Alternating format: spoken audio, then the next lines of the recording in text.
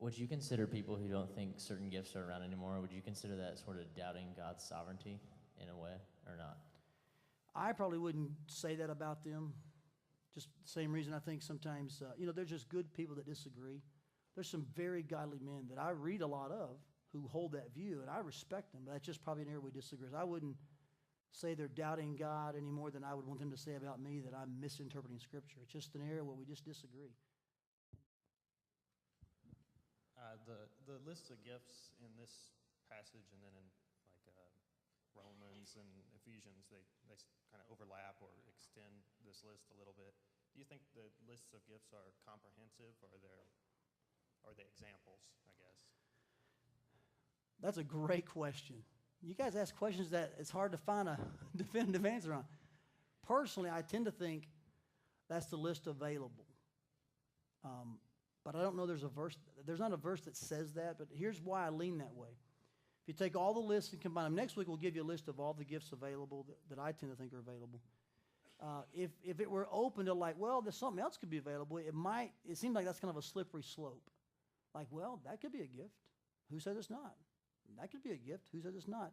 I tend to think that the list that God gave are the ones that he wants in using his body today.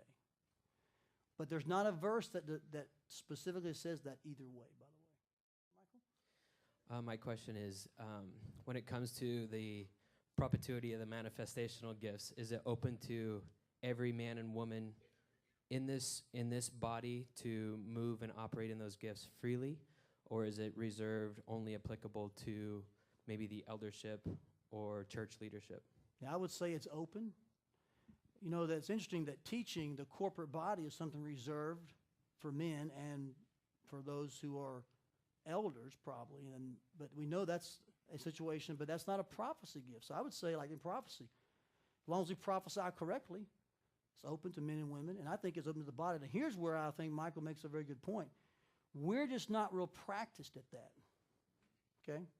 Now, I'll confess to you, I haven't told you this at all yet, but in thinking about where we've been and our future and just what God's done in my heart, there's probably a few areas that we just don't know how to do real well in our church yet. And that's not a sin, but it's something I'm learning. And I know that sometimes for us to go on a journey, I've got to kind of be there, or kind of be going there, But in these chapters, we're going to see this in a few weeks, there is an incredible amount of participation that most 21st century churches know very little about. In fact, I'll just say this to you. There's a reason Paul said to this church, let everything be done decently and in order, because they were probably participating in a way that was just out of control. So Paul was wrangling in a group of believers that seemed to be doing what he's saying. They just were openly using their gifts. So I think he didn't say stop that, but he said, listen, it's got to be done in a way that's edifying. So he lays out parameters in chapter 14. We're going to get to that. But to answer your question, yeah, I do think it's open. I don't know if I've ever found a verse that could back any of this up, but I guess this would be kind of an opinion more than a definitive answer. Maybe you do have a definitive answer. But do you believe that a person can have more than one gift of the Spirit, or is it kind of like you get yours and then everything else kind of falls under that category? Yeah. You know what? I wish we could have a whole week on the spiritual gifts. That's a great question. There's no verse that says you have one or more or all. There's human opinion about this issue. Most scholars believe that no one has all the gifts, that most everybody has at least one, and that everybody has the ones they need to do the assignment God's given them. Everybody as in a church body. So I would probably concur with you. I tend to think our gifts are so blended. This is where I would disagree with some scholars out there today. I tend to think your gifts are so blended with your personality and your abilities that are natural, like just things you do as a human being, so to speak, and your talents, that sometimes it's hard to distinguish all that. Like, I like to talk, you know that? I just like to talk. That's a natural, probably genetic thing.